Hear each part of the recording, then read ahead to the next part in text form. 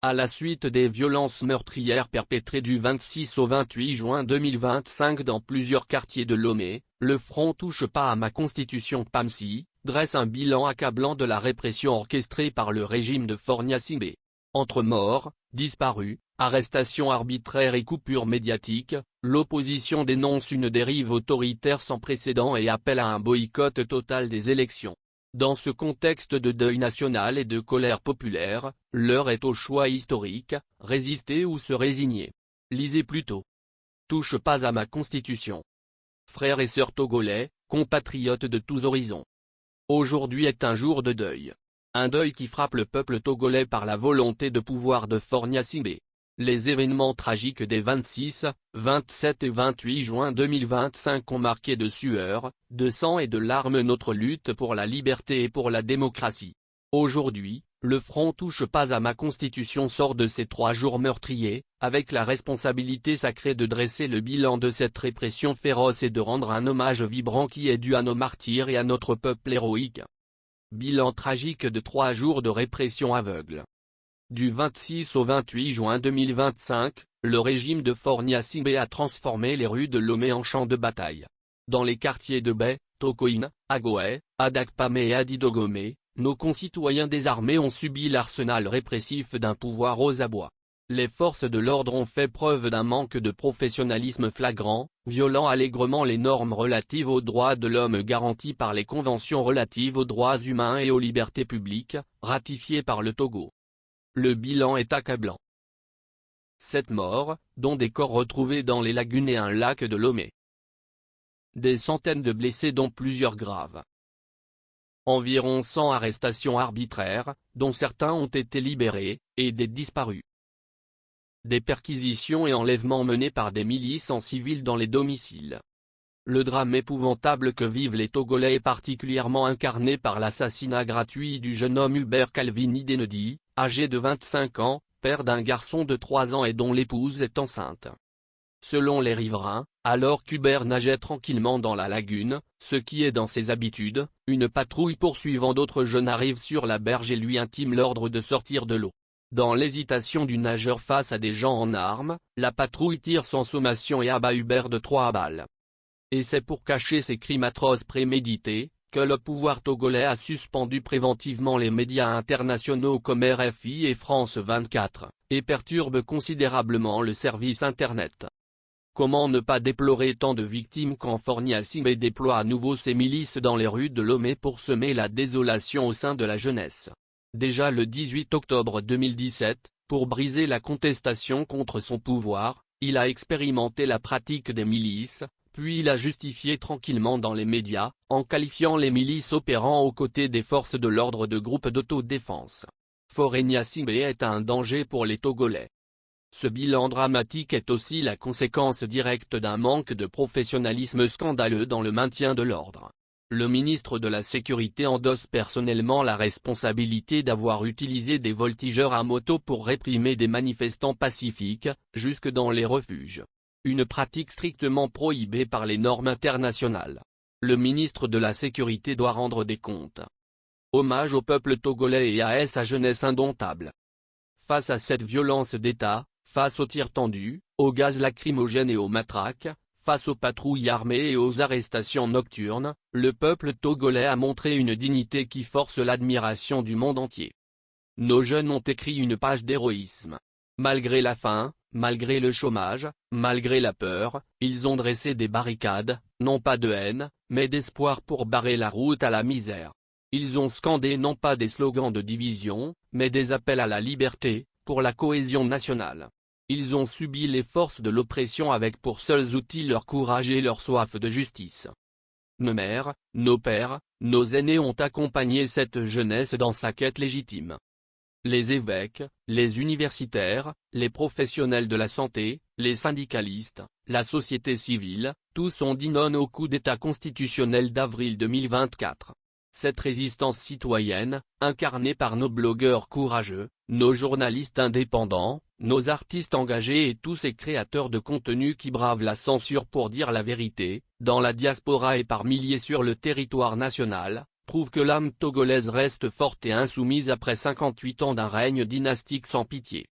Une dangereuse soif du pouvoir.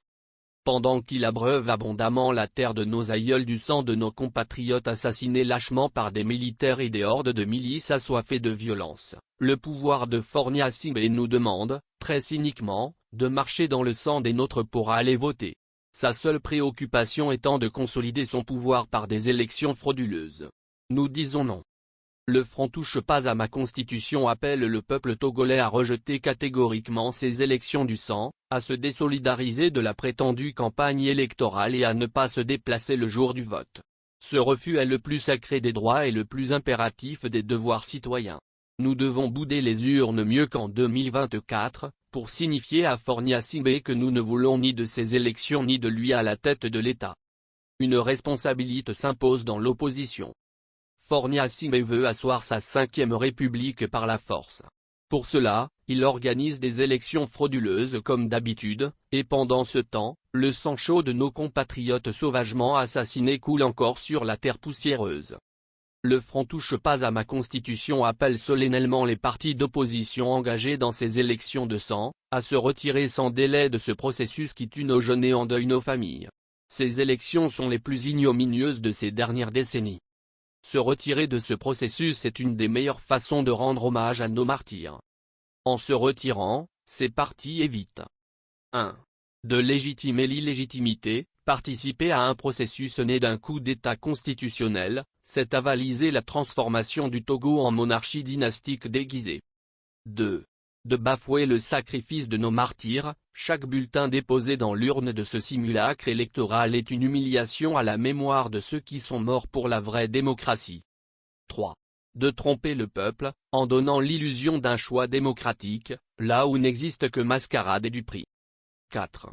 D'affaiblir la résistance, diviser les forces démocratiques au moment où l'unité est vitale, c'est servir les intérêts du régime.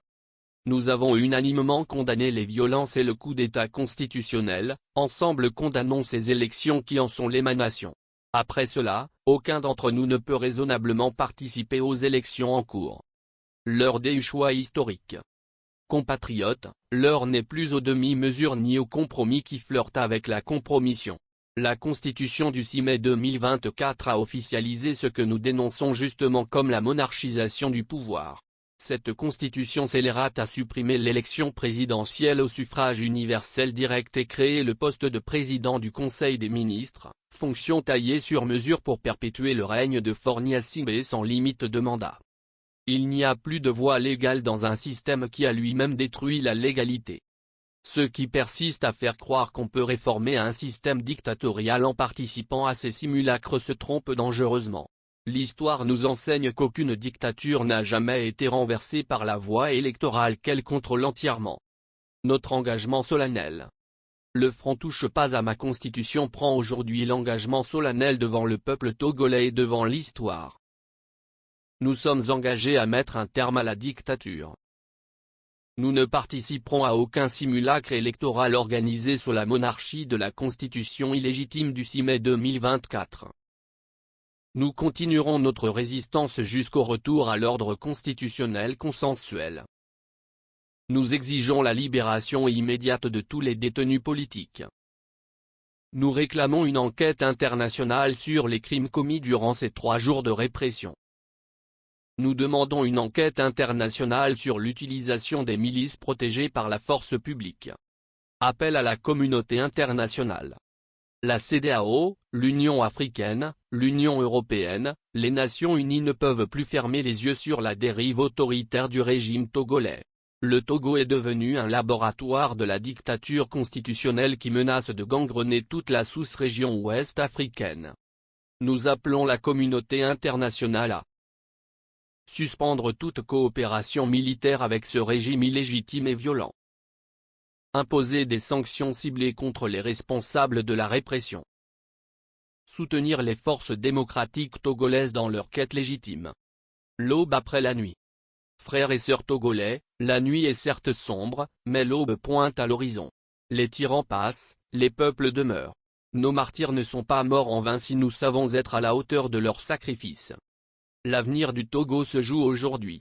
soit nous cédons à la peur et acceptons l'inacceptable, soit nous assumons notre devoir historique et poursuivons la lutte jusqu'à la victoire finale de notre liberté et des valeurs de démocratie.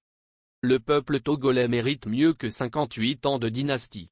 Il mérite la liberté, la dignité, la justice. Que viennent les tyrans, ton cœur soupire vers la liberté.